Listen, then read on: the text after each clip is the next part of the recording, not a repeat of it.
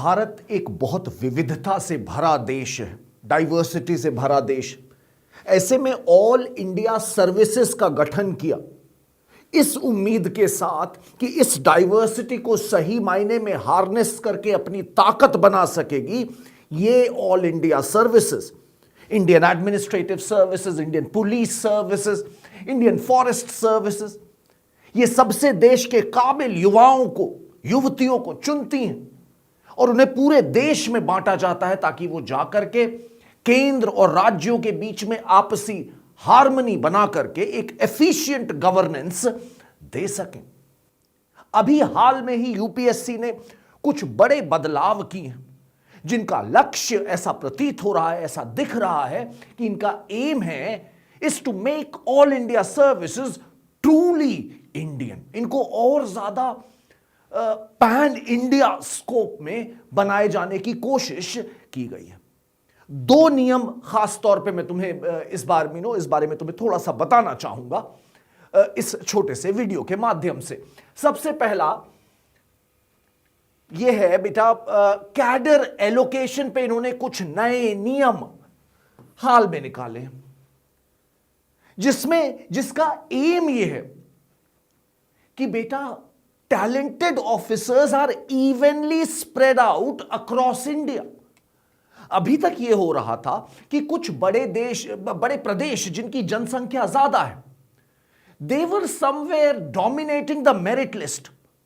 Top 20 में अगर तुम देखोगे तो तुम्हें यूपी, बिहार, इधर से ज्यादा लोग मिल रहे हैं और ये लोग अपना होम कैडर ले रहे हैं क्योंकि इनके पास मेरिट होती थी, इसलिए इनको इनका होम कैडर मिल जाता था।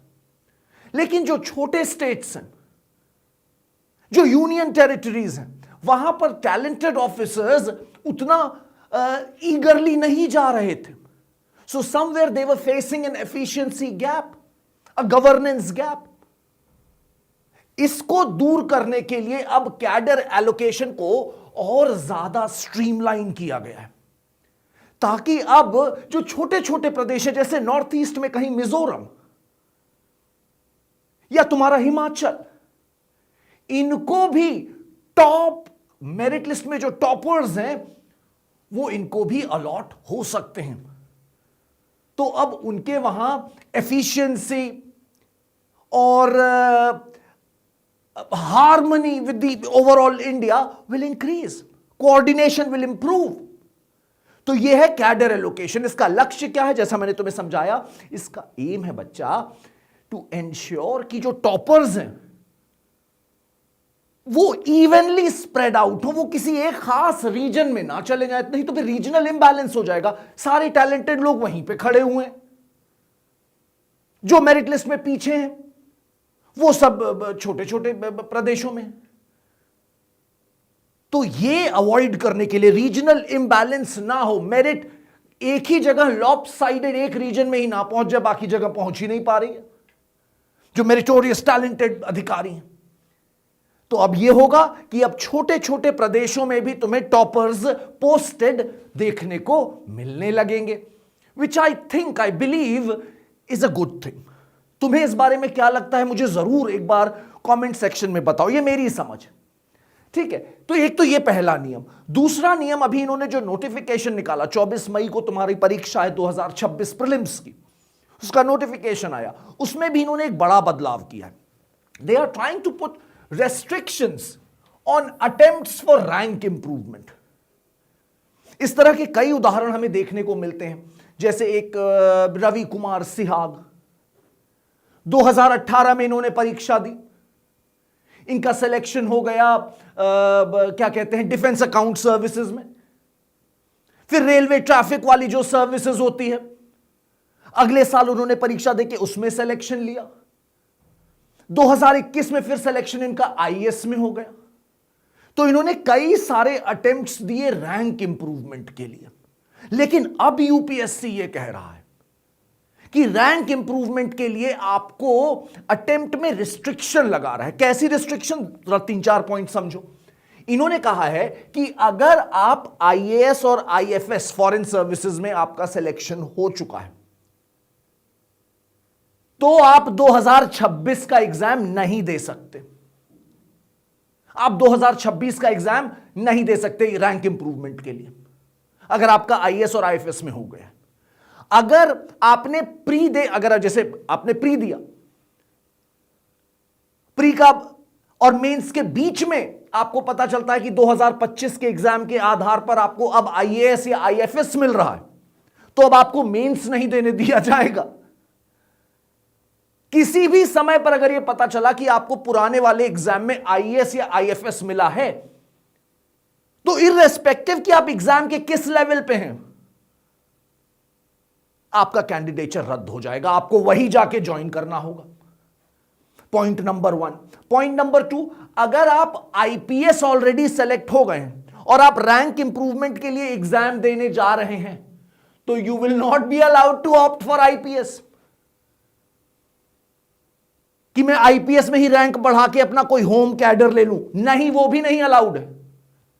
अगर आप आईएएस हो गए हैं और आप रैंक इंप्रूवमेंट के लिए दे रहे हैं, तो आप केवल आईएएस और आईएफएस भरिए, आईपीएस आप नहीं भर सकते।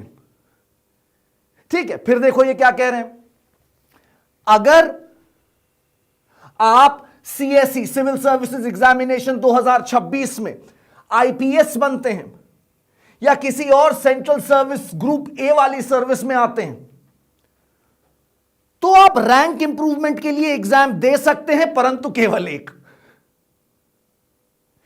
वो भी अगले ही साल, मतलब 2026 में आपका सिलेक्शन हुआ है, आप रैंक इंप्रूवमेंट के लिए एग्जाम देना चाह रहे हैं, तो आप केवल 2027 का सीएससी देंगे, सिविल सर्विसेज एग्जाम, उसी के लिए आप एलिजिबल हैं, provided you will need an official exemption from training. Officially आपको एग्जेम्पशन लेना पड़ेगा अपनी ट्रेनिंग से, and you can appear only the next year.